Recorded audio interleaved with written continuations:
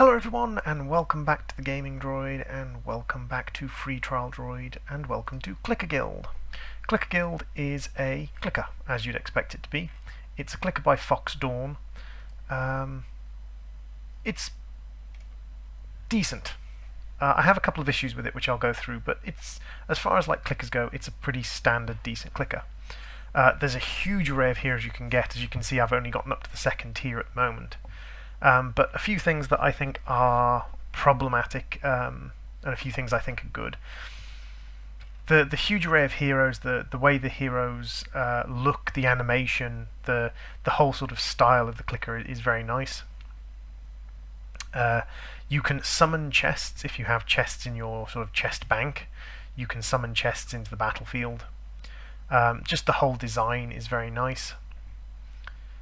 There's a great little item system whereby you have three items that are equipped by your team as a whole. These are things that do stuff for the whole team, and then you have a set of items for each individual hero. The sort of micromanaging of this can get a bit complicated. They've taken away some of the micromanaging in that you don't have any empty slots. You can't store items. You can't have items put aside. But that can be a little bit frustrating. It would be nice to put aside some, for instance, critical percentage items on the off chance that my guys get massive damage increases, so criticals become more useful than just flat damage upgrades. The music quite nice, but one thing I would say to start off with, this is kind of one thing I dislike about it, is the clicking noise.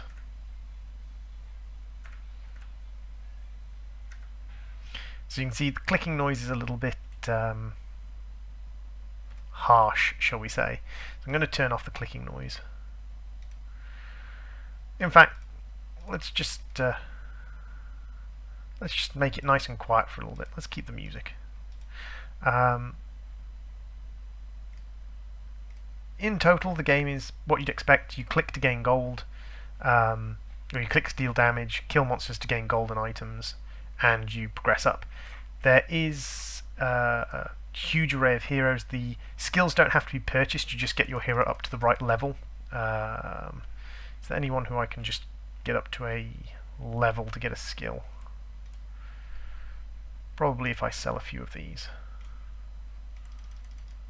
Here we go, so that automatically unlocks that skill. You cast your skills from the casting menu. Personally, I would like to see the casting menu be not its own separate thing. I would rather not have to skip backwards and forwards between the casting menu and these other menus, but that's fine. And this is our achievements, and of course our ancients. Our ancients are a set of heroes, or a set of well, basically heroes, a set of heroes that we spend stars on to level up. And you can see I've got a rank 2 Ancient of Dexterity, 1 rank of Ancient of Aim, 1 rank of Ancient of Power, and you can see what they do. It's a small number of Ancients, you can't unlock more as far as I'm aware. But it's interesting. There's all the interactions, of course, like percentage increases to total damage and critical strikes and everything else that's going on as well. The world's divided up into zones and levels, 10 levels per zone, and then you progress, or 10 fields per zone, and you progress up to the next zone. There's a boss at the end of each field. So this is our boss at the moment, the Zero Lord. Should be able to beat him by using an auto clicker. And yes, I am using an auto clicker to make progress in this a little bit faster.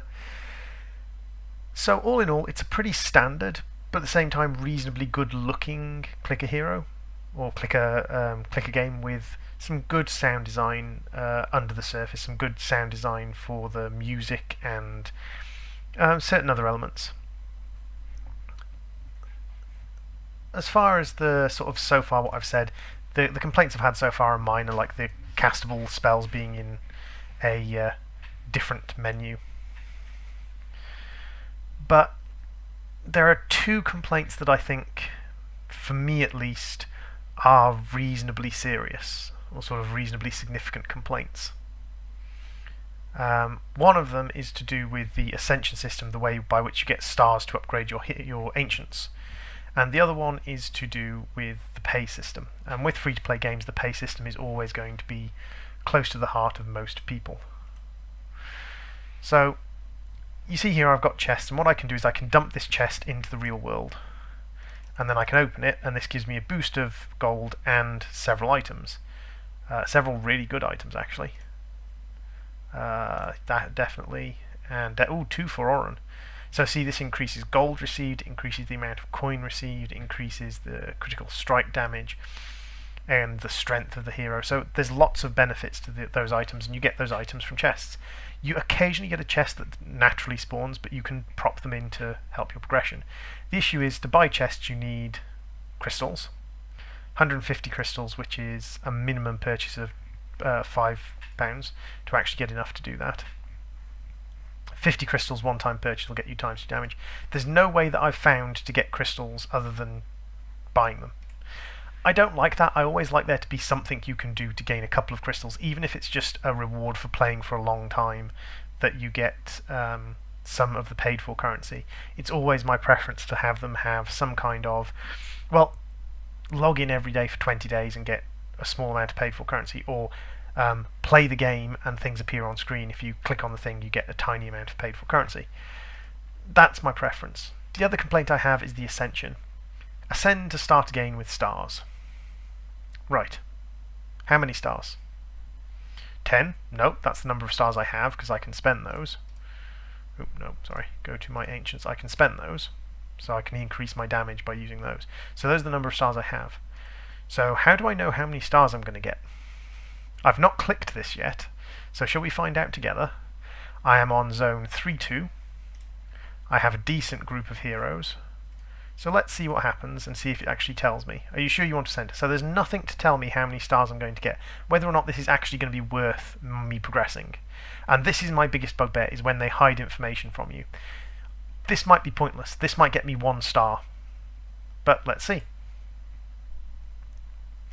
So that got me 5 stars. That got me 5 stars, which is enough for me to buy 1 more rank of the Ancient of Power. But in reality, that probably wasn't worth it. There's a natural spawning chest. Because it's destroyed all my heroes, it's gotten rid of everything except for my... Actually, no, I think that may... Yeah, those aren't the items that I... Gilded Favour, Protected Favour, Magical... I have no idea where those items have come from. But, as you can see, like, that for me, that wasn't worth it. For a 5% increase in DPS, that wasn't worth it. But I had no idea whether it would be worth it or not, because it didn't give me any information at all. So for a 5% increase in global strength, that was a waste of my time. And that's the biggest problem with these games. These games are not, in my opinion, should not be there to waste your time. But this one has just decided to waste my time for, in my opinion, no good reason. So this is the progress of the game when you first start, is you click, you kill things, you get gold, you upgrade your heroes. It's the progress of the game later on as well, but you see that it goes a lot quicker. You get more items, but to be honest, these items aren't even really worth my time, because using an auto clicker, I'll get so far past them so quickly that it doesn't even matter.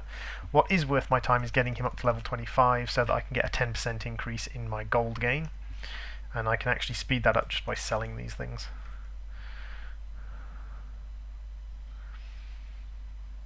See, with very few levels, with no real bonuses, not spending any time searching through equipment or anything, I'm killing off the bosses in zone 1, field 4, just by basically having an auto clicker. But if I can get this guy up to this point where I'll get an increase in gold received, that will be a good little boost for me. The other thing I can do is spend gold on increasing my click damage, which is actually a significant change in click damage early on. So just throw some gold up to the main hero, increases click damage, and that gives me a nice big boost that I can use to progress through the next few fields. So what have we got? No. Hero strength, yeah, go on. No. Go on. Nope. So that whole the hiding of information. This is where games like this, in my opinion, as beautiful as this game is, as nice as the sound design is, I think this is where it lets itself down. It hides the information you need, and also means that you have to go through multiple menus. Like, I should just be able to activate clearly activatable abilities, but I have to come up here. Like, there should be like a little box down here or a bar up here that lets me activate my activatables. But instead I have to go running around trying to find a way to activate them. No, no, no, no. Just take the money from those. Pop. Pop. Pop. So you see, the last 3 minutes I've been using to go through the zone 1. This is, to me, this is an absolute abject waste of time. Just sell all of these for money. Use that money to get the gold increase.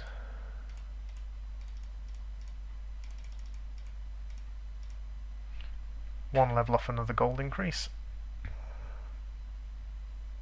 There we go, so that's another gold increase. Sink everything else that I've got into my hero for click damage. So as much as I would like to like this game, because this is clicker heroes with a nicer, in my opinion, a slightly nicer graphical style, and slightly nicer backgrounds, slightly nicer music design, all in all I would say this is a slightly nicer version of clicker heroes. But at the same time I can't really like condone it, because it hides the information you need. When should I be ascending? Like in clicker heroes, you don't know when to ascend. I'm using clicker heroes because it's the one I have the most experience of. You don't really know when to ascend at first, but at least it tells you what you're going to get for ascending. At least it tells you, well, you're going to get this many souls, and once you have a little bit of experience, you then know, right, well, with that many souls it's only worth me ascending if I ascend with X many. Well, at my level it's only worth ascending if I ascend with X number of souls. So the fact this hides that, like, I got 5 stars from going up, and that is just a complete waste of, well, the next 15-20 minutes of getting up here. It doesn't even tell me how I get stars. Like, 5 stars, do I get stars from completing achievements? Do I get stars from the zone I'm in? Do I get stars from my monster kills? Do I get stars from boss kills? How do I get stars?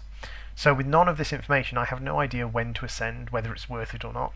So for me, that's the bottom line. It's a great game, beautiful sound design, nice characterization, nice backgrounds, nice little animations on the heroes, some beautiful, the idea of having each hero have individual equipment, it adds a nice degree of complexity to it.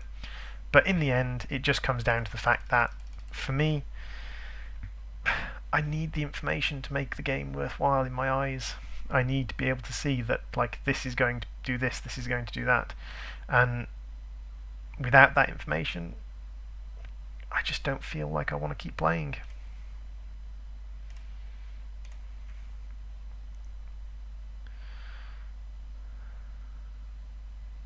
This here, and the fact that it shows you with a piece of equipment you've got equipped, beautiful. That's exactly the kind of thing they should have done. They should have done it with the ancient ascension, with the ascension skill, so that you knew what you were doing.